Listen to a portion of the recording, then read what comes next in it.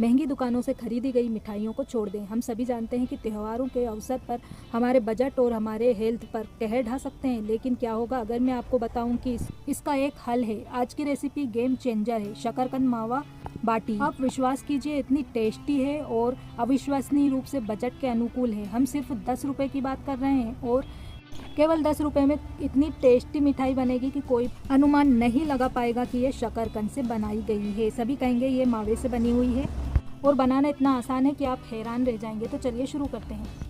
इस रेसिपी के लिए सबसे पहले 500 ग्राम शकरकंद को साफ करके धो लें। इसे प्रेशर कुकर में बहुत कम पानी के साथ रखें और धीमी से मध्यम आंच पर 2 से 3 सीटी आने तक पका लें। तो शकरकंद को मैंने उबाल करके ठंडा कर लिया है। शकरकंद को हम छील करके और या तो इसे हम कद्दूकस कर लेंगे या फिर इसे मेशर से अच्छी तरह से मेश कर ले, जिससे इसमें कोई गांठ ना रह जाए। तो शकरकंद को मैं एक थाली में ट्रांसफ़र कर लूँगी और इसे मेशर से अच्छी तरह से चिकना मेश कर लूँगी। आप चाहें तो इसे मिक्सी के जार में डाल करके बारीक पीस भी सकते हैं। तो लीजिए, मैंने इसे अच्छी तरह से मेश कर लिया है। आगे क्या करना है वो भी बताती हूँ। अब इसमें से मैं 100 ग्राम के इतना शकरकंद का मेसा एक अलग बाउल में उठा लूँगी और 400 ग्राम शकरकंद से हम मावा बाटी बनाएंगे। अब इसमें हम 100 ग्राम दूध पाउडर डाल देंगे। दूध पाउडर को कटोरी से नापने पर ये 1 कटोरी के बराबर है। दूध पाउडर डालने के बाद इसमें हम आधा चाय का चमचा इलायची पाउडर डालेंगे। इससे टेस्ट और खुशबू दोनों बढ़ जाएंगे।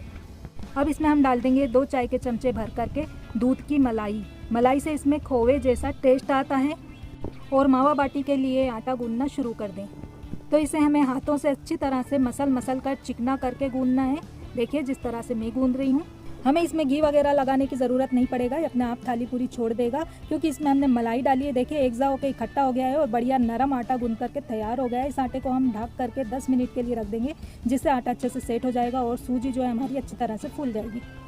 तब तक हम मावा बाटी के लिए चाशनी बना करके तैयार कर लेते हैं। तो चूल्हे पर एक पतीली रखेंगे। इसमें हम 1.5 बाउल शक्कर डालेंगे, चीनी डालेंगे और जिस बाउल से मैंने चीनी ली है इसी बाउल से 1.5 बाउल इसमें नाप करके पानी डाल दें। जितनी चीनी है बराबर की मात्रा में पानी डाल दें और उबाल आने तक पकाएं।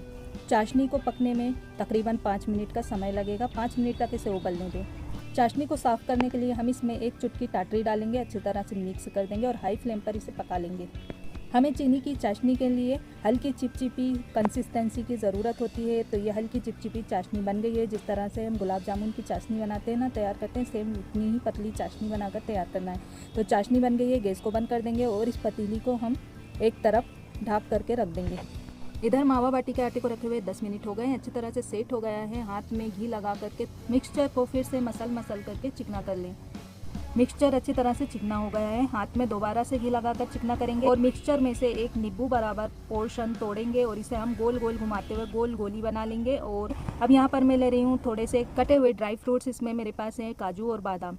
तो मावा बाटी के बीचों बीच हम कटे हुए काजू और बादाम रखेंगे और इसे इस तरह से कवर कर लेंगे, ये देखिए। और फिर हथेली से गोल घुमाते हुए इसे हम गोल गोली बना लेंगे और इसे हथेली से हम हल्का सा चपटा कर लेंगे, ये देखिए इस तरह से। और एक अलग प्लेट में इसे रखते जाएंगे। तो मावा बाटी हमें चिकनी चिकनी बनानी है। इसमें बिल्कुल भी दरारें नहीं होना चाहिए, नहीं तो तलते समय ये फट सकती हैं। तो इस बात का ध्यान रखिए कि मावा बाटी हमें चिकनी बनाने हैं, बिल्कुल दरार नहीं होनी चाहिए इसमें।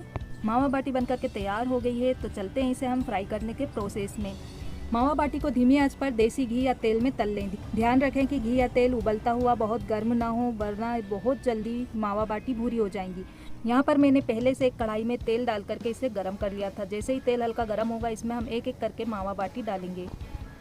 मावा बाटी को घी या तेल में डालने के तुरंत बाद इन्हें ना छुएं, क्योंकि ये टूट सकते हैं। तलने के 15 से 20 सेकंड बाद इन्हें धीरे से पलट दें और तब तक तलें जब तक इनका रंग सुनहरा भूरा ना हो जाए। या फिर आप इन मावा बाटी को डीप फ्राई करने की बजाय अप्पे पैन में भी बना सकते हैं।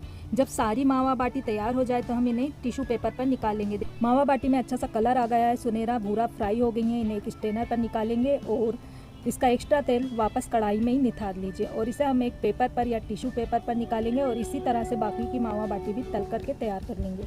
अब इन तली हुई मावा बाटी को हम चाशनी में डालेंगे और इन्हें हम आधे घंटे के लिए भिगोने के लिए छोड़ देंगे। आधे घंटे बाद आप देखेंगे कि शकरकंद की मावा बाटी अच्छे से फूल गई हैं और नरम और स्पंजी हो गई हैं। ये बहुत ही ज़्यादा नरम स्पंजी होती हैं और बहुत जल्दी से चाशनी एब्जॉर्ब कर लेती हैं। आप देख पा रहे होंगे मावा बाटी हमारी चाशनी एब्जॉर्व कर चुकी हैं और फूली फूली बड़ी बड़ी हो गई हैं। इन्हें हम चाशनी से निकाल कर एक प्लेट में रख लेंगे। तो देखा आपने 10 रुपये के शकरकंद से हमने कितनी महंगी मिठाई बना करके तैयार की है। ये बहुत ही टेस्टी बनती है। इसे आप जिसको भी खिलाएंगे तो वो ये पता नहीं लगा पाएगा कि ये शकरकंद से बनी है। इसका टेस्ट मावे से बनी हुई मावा बाटी की ही तरह होता है। और साथ ही आपने देखा कि ये रेसिपी इतनी आसान है, कोई भी इसे बना सकता है, चाहे आप अनुभवी हों या रसोइया हों। तो देर किस बात की, आज ही इसे बनाइए, अपने अपनों को खिलाइए और मुझे यकीन है कि आपको शकरकंद की मावा बाटी बहुत ही पसंद आएगी और आप इसे बार बार बनाना पसंद करेंगे, क्योंकि ये इतनी सस्ती होती है और साथ ही टेस्टी तो बहुत होती है, हेल्दी भी होती है। तो मावा बाटी को इस तरह से सर्व करें कि इसके ऊपर थोड़ा सा डेसिकेटेड नारियल और थोड़े से पिस्ता डाल करके इसे हम सर्व करेंगे। तो देखने में भी ये बहुत खूबसूरत और बहुत महंगी मिठाई लगती है। तो मावा बाटी की ये रेसिपी पसंद आई हो प्लीज़ वीडियो को लाइक शेयर और सब्सक्राइब करना नहीं भूलिएगा।